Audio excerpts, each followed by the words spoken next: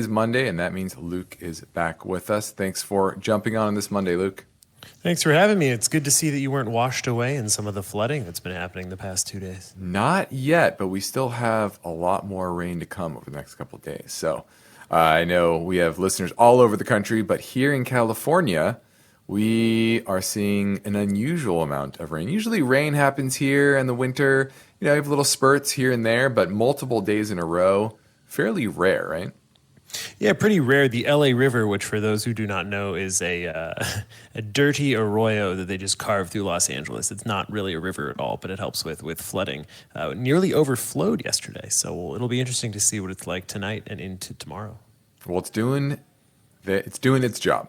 It is indeed. And we must do our job. And our job here is to help all of our listeners become better investors. And it's one step at a time. It's not something that's going to happen overnight, but you learn things every day. Luke, we learn things every day all the time, reading and doing research, and that's what this is about. You have to do some level of consistent upkeep, maybe a little, maybe a lot, depending on your investment strategy and your ultimate goals.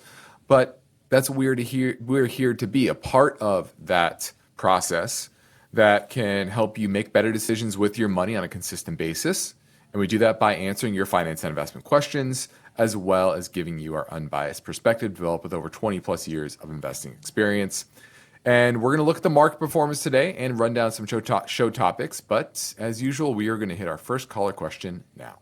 Hi, Justin. This is Clyde from San Mateo. I'd like to ask you about a biotech stock called VistaGen, VTGN, Victor Tom Gary Nelson. I'd like to get your thoughts on it. Thank you very much for taking the call. All right, biotech. I call them the original Ponzi stocks, and 99 out of 100 of them, they sell the dream of a miracle cure. And those 1 out of 100, great, they make a lot of money, but those 99 out of 100, they tend to just burn a bunch of capital and produce a lot of losses for shareholders. Now, VistaGen Therapeutics is out of here in California, out of South San Francisco. It's a biotech firm in the clinical trial stage engaged in developing and commercializing product candidates for patients with disease and disorders involving the central nervous system. And they have 6 product candidates, 5 in clinical trial stages. Luke, they're burning a lot of capital per usual, negative $31 million in free cash flow trailing 12 months. They do have a lot of cash in their balance sheet, but that's because they've just been issuing more and more shares. Is this one of the 99?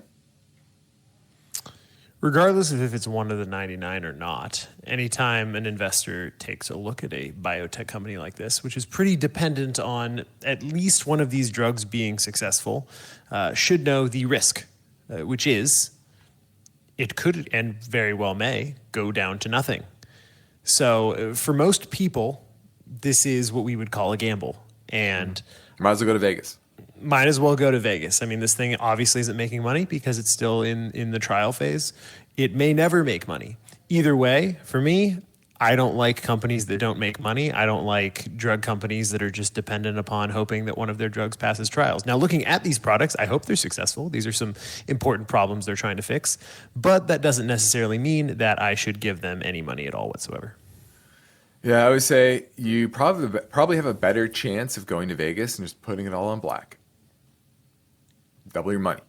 I mean, you do. It's just below 50-50. Yeah, exactly. And this is in the single digits of percentage that you will actually make a significant amount of money. Now, it did spike up recently, and that happens a lot when one of their drugs gets through a certain trial, and there's a lot of hype around it.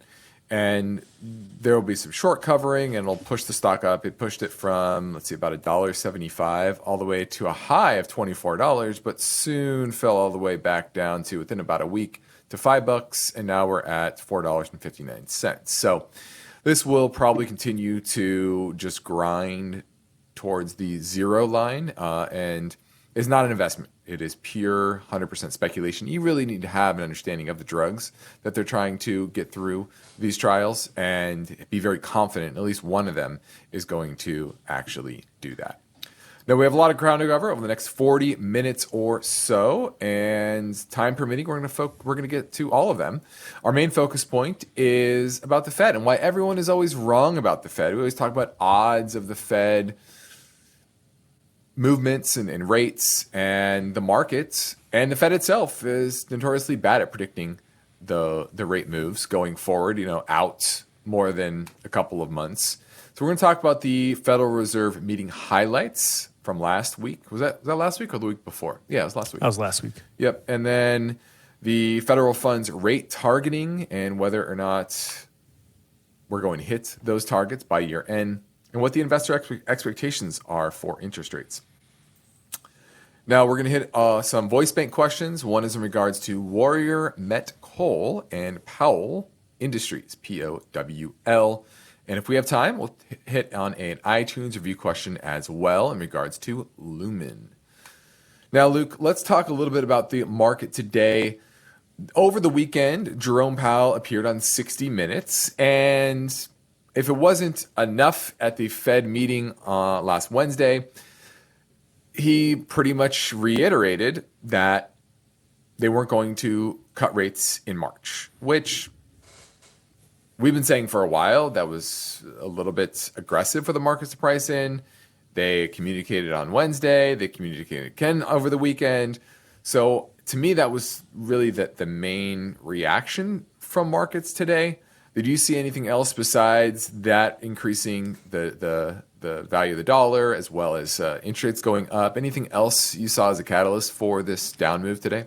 Well, that was certainly the big driver. January ISM services came in stronger than expected as well. It seems to be the market is probably in a good news is bad news case at this point, given that, listen, the way the Fed is looking at this is if we are bringing inflation down and nothing is breaking, there isn't a reason to cut because we don't want to take on that excess risk of having inflation peak back up if we do cut prematurely. So when the market sees news like this with a stronger than expected economy, it's going to probably lead to a drawdown such as this, given that this would push out the expected time over which the Fed would cut rates.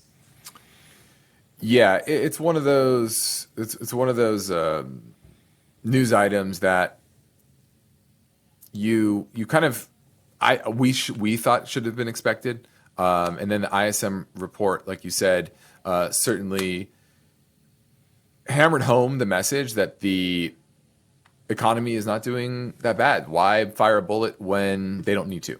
And we had the jobs number, which the headline number was high, but a lot of the other indicators continue to show that the jobs market is kind of middling.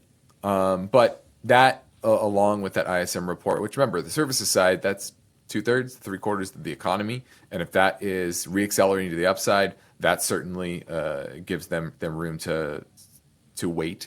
And then on the inflation front, you're seeing, because of the issues in the Red Sea, for example, you're seeing the cost of goods around the world increase a little bit. Not dramatically, but kind of that downtrend, at least near term, has started to abate. So for all those reasons, it doesn't make a lot of sense for the Fed to really get aggressive here and cut.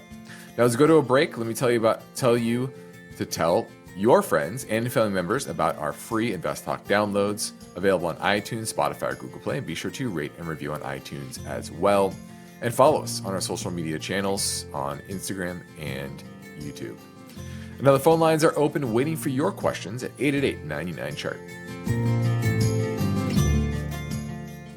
Every investor is working to build a secure financial future. Would this be an opportune time to get into annuities? Everyone's situation is different. Get your thoughts on CRM, Salesforce. And so are their questions. And I was just calling for your assessment of Blackstone Incorporated. To get your take on QE. Ticker symbol LECO.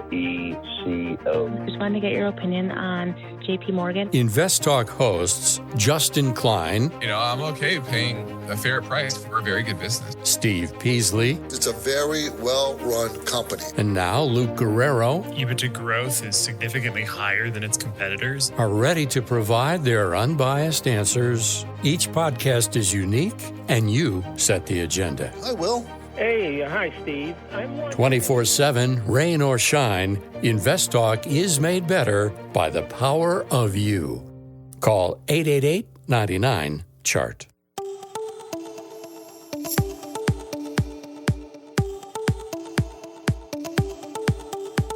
In today's market, more than ever, you need unbiased investing guidance because it can help you achieve financial freedom. Well, you've come to the right place, InvestTalk. And Justin Klein is here now taking your calls live. So step up with your questions, 888-99-CHART. Hello, Steve, Justin, and Luke. This is Powell from Gaithersburg calling. I have a question about Powell Industries. We talked about that one like a few weeks ago. I purchased a small amount, and actually I wanted to invest long term, but fortunately the stock popped more than 50% today with the earnings call. Even though I think the company is very good long term, but I kind of feel like I should reduce my position, maybe half it, or even get out of the stock, because I bought it for the growth of the dividends, but the dividend is growing slow, and I kind of feel it's ahead of time, and maybe it's a good time to talk. What do you guys think? See you next time. Thank you. Bye-bye. Looking at Powell Industries, a very small cap name, about a $1.5 billion market cap. Clean balance sheet, no long-term debt, that's nice. And what they do is they develop, design, and manufacture and service custom engineered equipment and systems for electrical energy distribution, control, and monitoring.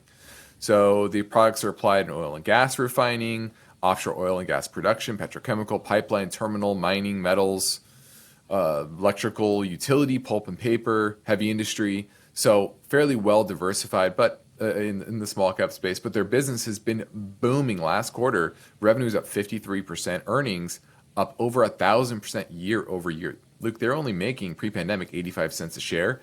This year, they're supposed to make $7.69. And obviously, with that latest earnings announcement, this stock took off, went from 81 all the way to 127 and change closed today. Certainly overbought near term, but does it look like he should be selling all of this or trimming it? It seems a little overvalued to me on a relative valuation basis, about twice the price to book that other companies within the sector have. Certainly, it's had a good year, and the forecast, the market like that as well. But what the caller was saying is now a good time to, at minimum, trim down. And I would say yes. I mean, you can trim down into overbought conditions. You can get some of that profit off the table. I don't see a reason why not to trim at this point. Yeah, I would agree. Taking a little bit off the table would make sense. I honestly wouldn't take a lot, though, mainly because I like the business. I like where it's at. I like the trends here. And my only trepidation is that earnings are supposed to fall 4% next year. So is that the analyst telling us that there's a mean reversion coming potentially? And if that is, even if it just levels out here at around $7 per share in earnings, then it's a little bit expensive. They continue with pretty good growth. It doesn't have to be 53% revenue growth like last quarter, but somewhere in the 20 or 30 range, then I think this current valuation is fine. But a lot rests on the growth rate stabilizing at a high rate, and that's still a big if, and that makes taking a bit off the table here make a lot of sense. Now we're going to a quick break. Please remember that you can call anytime, leave your questions on the InvestTalk voice bank. If you're listening via our live stream or on AM 1220 radio in the Silicon Valley area, you can call right now at 888-99-CHART.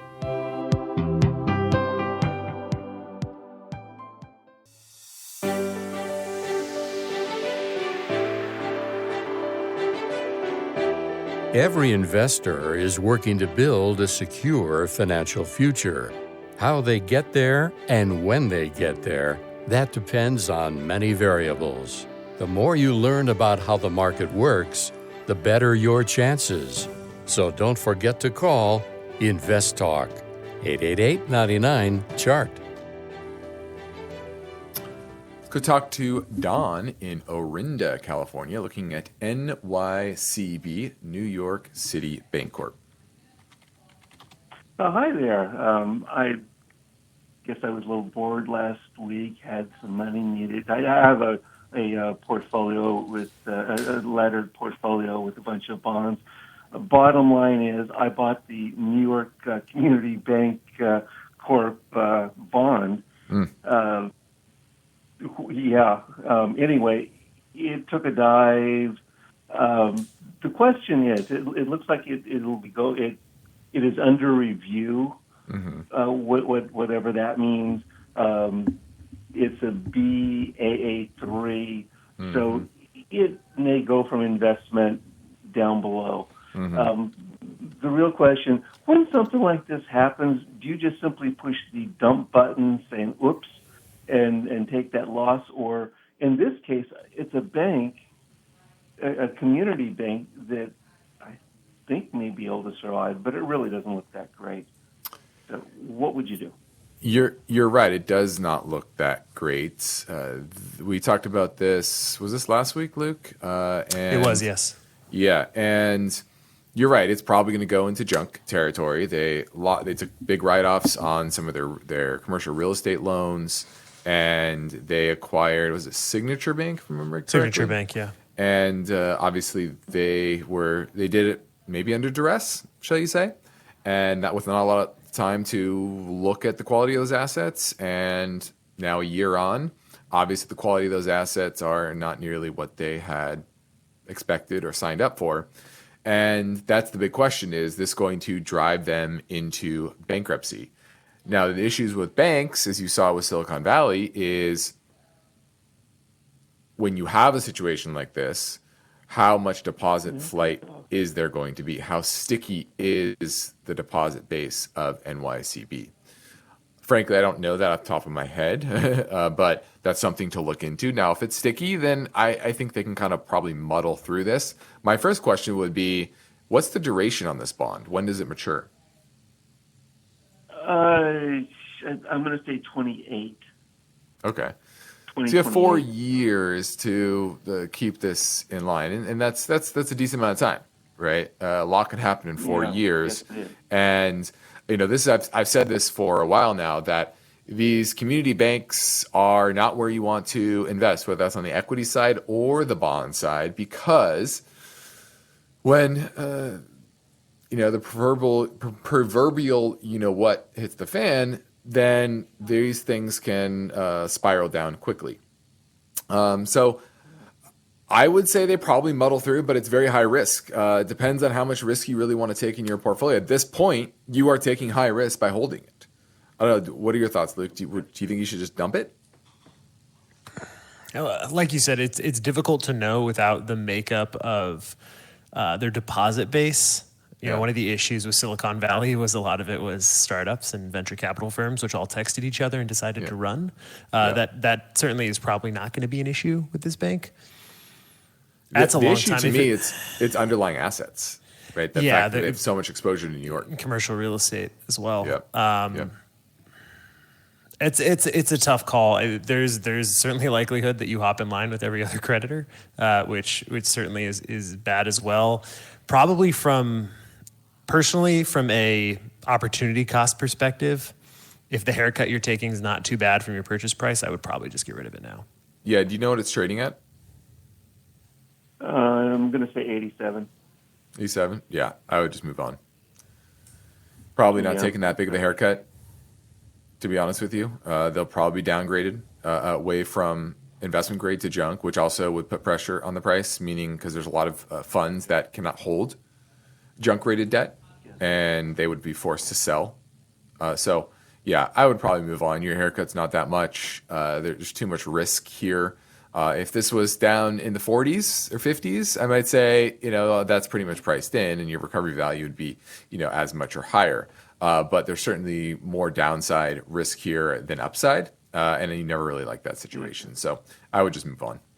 But in general, if you have a bond that has been performing, and then all of a sudden you get a notice that it's under review, is that a time to say, cash out and I'll look for something else? Well, just like everything in the markets, it's not all created equal. Now, is it a time to take a look at it and say, why is it under review? Sure.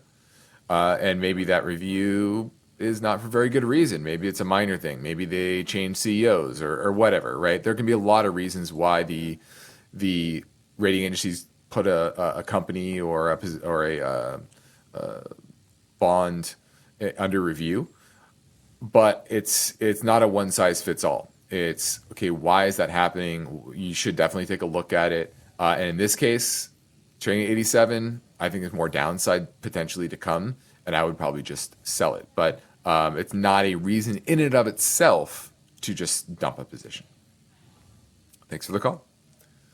Now, the next Invest Talk, we'll look into this topic. As layoffs surged, January hiring was a record low for the month. Job cuts were driven by broader economic trends and strategic shift towards increasing automation. And we'll break that story down tomorrow. But for now, I'm Justin Klein with Luke Guerrero, and we're ready to take your calls at 888-99-CHART.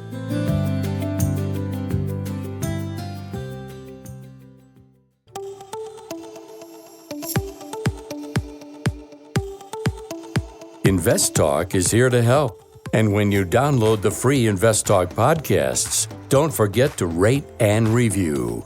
The phone lines are open, 888-99-CHART. Now, our focus point concerns this question. Why is everyone always wrong about the Fed? And when I say everyone, this is mainly the market, Luke. And we've been talking about this for a while, that market watchers are increasingly confident in the next rate cycle being are commencing sometime this year, meaning to the downside.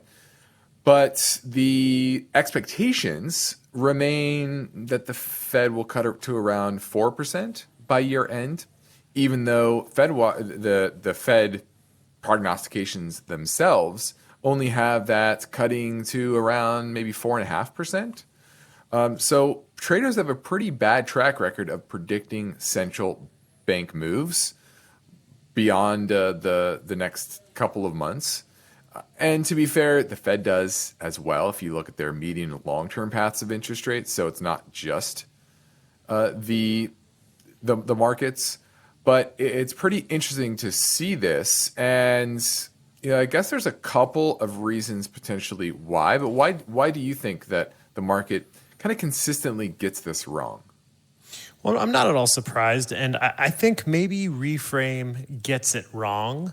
I think at a spot in time estimate, the market is extrapolating what is going on today forward. Mm-hmm. And the market is doing it in more of a haphazard way because the market has no control over it. The Fed is doing it less of a haphazard way because they have all control of it. They're going to be more conservative. The market is just going to be more widespread in their assumptions, would you say? So I think what they're both doing is taking today's data and saying, given what we know today, this is what we expect. But the problem is we don't live in a static world. And so things change. When the Fed says they're data dependent, what they really mean is things are changing. We're going to look at the most recent data each time we make a decision. But I don't necessarily think the market is wrong. I just think maybe people look at market assumptions and try and give it meaning that it doesn't necessarily have. So maybe it's because there's a lot of speculators in the market that are piling on to the trade one way or the other. Yeah, absolutely. I would absolutely say that. And I think the key here is the market and the Fed tend to get it wrong months away. Mm-hmm. But when you get closer and you're asking about the current month or the next month, given all the data that you have leading up to it, eventually they tend to come to the right decision most of the time. Yeah. Well, about a month ago, there was a 70% chance there'd be a rate cut in March. Now the probability is about 20%. So it's flipped pretty dramatically. And a lot of this too, I think, is a reversion to the markets expect a reversion to the mean in some ways. Meaning, hey, we were at next to zero rates for over a decade, and we tried to get off that for a little while, and then COVID happened, and then we were stuck at zero again for a year and a half, 2 years. And so I think the expectation is that, hey, they're going to go through a cutting cycle, and that's going to be dramatic. It's going to go back down towards, right? If we're at 5 now, maybe it gets to 2.5 eventually because we were at 0. When in reality, maybe the cutting cycle is modest. Maybe it's only 3 or 4 cuts and you go back up. And so a lot of this is hard to break the assumption that rates or the Fed will be more aggressive than they have or will be as aggressive as they were in the past. And I think that's especially true now in today's world because the Fed tools are different. If you look at what's happening kind of behind the scenes, obviously we talk about the Treasury and their cadence of how they are going to issue debt that influences liquidity. And so interest rates have a lot less impact on monetary policy in general. And so I think that's another reason as well, is that everyone's focusing on the rates when in reality, that's only part of what the Fed is even thinking about. And so, what does it mean for investors? It just goes back to the market moves based on expectations, a shift in expectations. And by the time that thing happens, whether that's a rate cut or a rate pause or whatever it is, that has been priced in. And so I wouldn't get too caught up in these. We try not to, but that certainly can be an explainer for why markets move in the short term was the latest news in conjunction or lining up with the current market expectations, or did it diverge? And so much about market movements in today's world are about that. Now let's go to Sammy in San Francisco who wants to talk about Meta. Hi, thanks Justin for taking my call. Sure. I wanted to ask you if you think it's a good time for someone to buy shares of Meta. Mm-hmm. Why would you say today after it was up 20% on Friday? Yeah, I mean, I've been keeping an eye on this stock, and so far I haven't taken the plunge. And given all the news around Meta, what they've been doing, now that they're actually investing more in AI, do you think this is a good time for somebody to get in for the long term? Well, I definitely say no. That's an easy answer. Meta has had quite the comeback. I think they overhired during the pandemic, and they've gone through. I think that the message after the price of the shares fell so dramatically in 2022, fell from $380 all the way down to under $100 per share.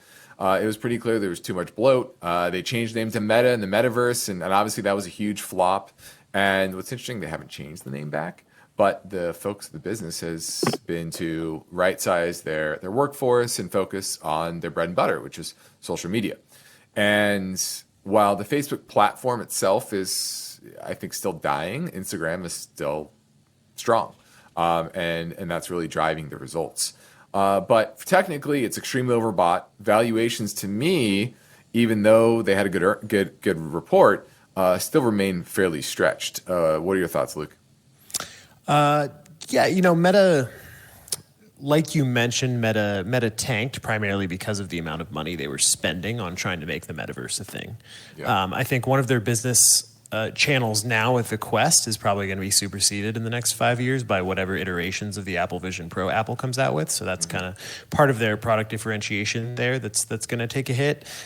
They are having a dividend now, which means they presumably aren't going to throw money at waste of time projects like they did before. But certainly, it's way overbought. If you did want to get in, now would be, in my opinion, a bad time to do it. But more importantly, you mentioned AI.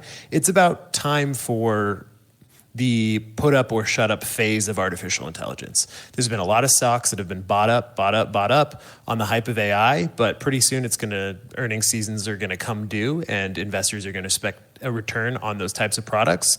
I think probably you're going to see more broad market appreciation relative to AI stocks than you saw over the past year. So that's just another reason that I wouldn't say right now is the right time to get into Meta.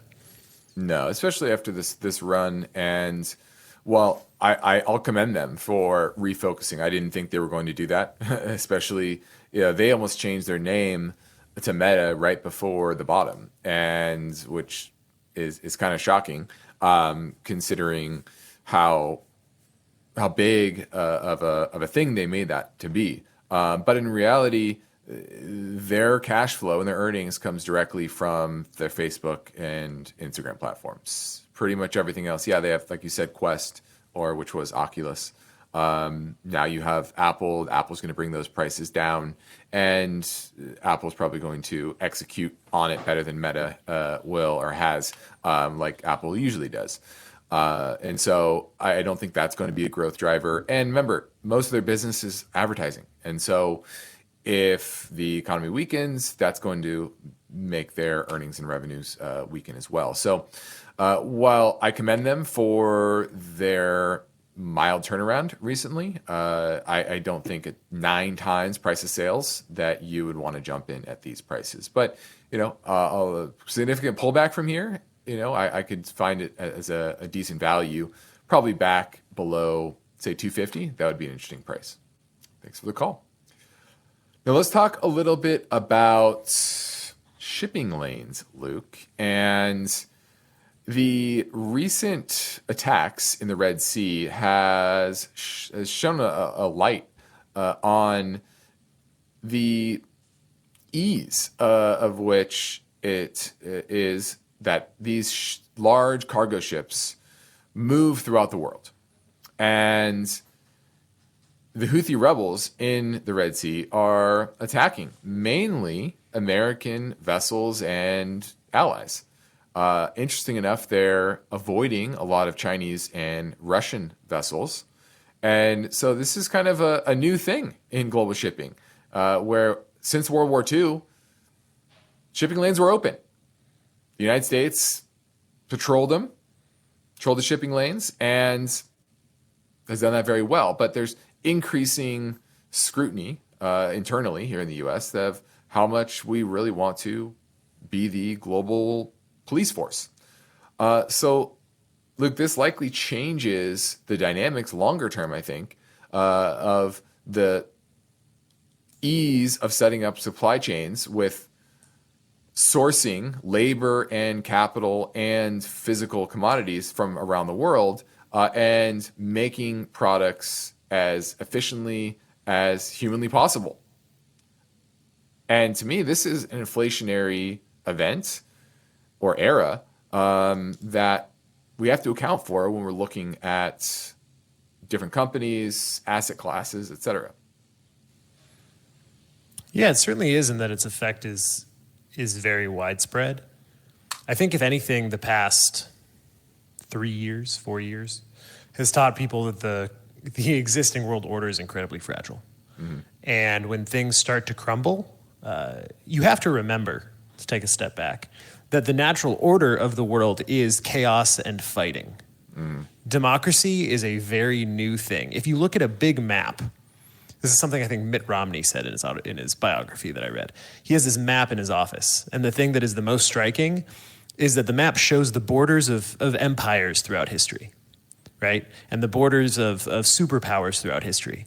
And every single one of them, with the exception of the United States and its influence, has been not a democracy. The natural state of the world is authoritative. Mm-hmm. And so this is another example of the world moving back towards chaos. And the United States is certainly trying to defend the current order of the world by sending troops in and issuing strikes. Russia and China seem to be exempt because, if I recall correctly, they're not a part of the international force that is trying to enforce free shipping lanes. Mm-hmm. But certainly free shipping lanes has been one of the things that has lifted people out of poverty, that has lifted the global economic output over the past 50, 60 years. And I don't know anybody in the developed world who is for higher cost of shipping and higher input costs of goods. But this is certainly something that's very important for all industries and something that needs to be monitored closely.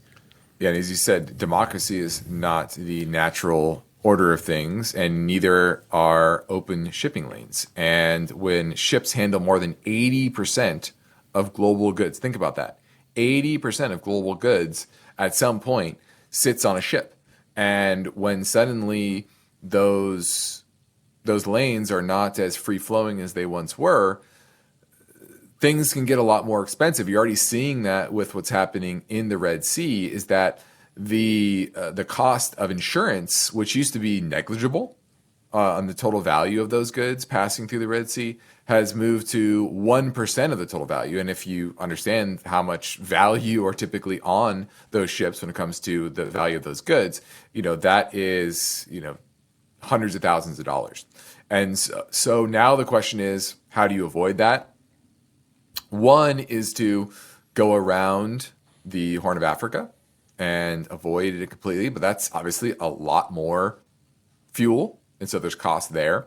And so all of this is to basically show you that these trends of increasing global disorder are not changing. And, as we pull back as being the global policeman, other powers are going to step in and fill the void. Just like when you take a leader out of, say, Iraq with Saddam Hussein, it kind of becomes chaos, and chaos creates a vacuum. And usually you have people that are hungry for power that tend to be increasingly violent. They tend to try to insert their influence. And so this is another factor that's going to push the cost of physical goods up around the world. Luckily, Luke, as I said before, 2/3, 3/4 of our economy is actually on the services side, which don't take any ships typically. Well, unless it's cruise ships. But I think it's also important to note that this isn't just isolated to the Red Sea and Eurasia. China is trying to enforce territorial claims that are certainly absurd at best in the Pacific. Russia is thinking of opening up northern shipping lanes with ice melting. Certainly, I don't personally think that China has much added benefit from shutting down shipping lanes that get their goods to the world, considering that's what their economy really needs, especially right now. Russia seems to be more of a chaos agent. I don't know what their thinking is. I don't know what Putin's thinking is. But like I said, this is something that certainly can affect a lot of goods, a lot of industries, and like you mentioned, is an inflationary point that we certainly have to be. And so when you think about investing in companies that have or that make products that require broad supply chains with a lot of different inputs, this can throw a wrench in that process. That was InvestTalk. I'm Justin Klein with Luke Guerrero, and we have one goal each and every weekday, and that's help you achieve your own version of financial freedom. And our work continues after this final break. So get your questions in now at 888-99-CHART.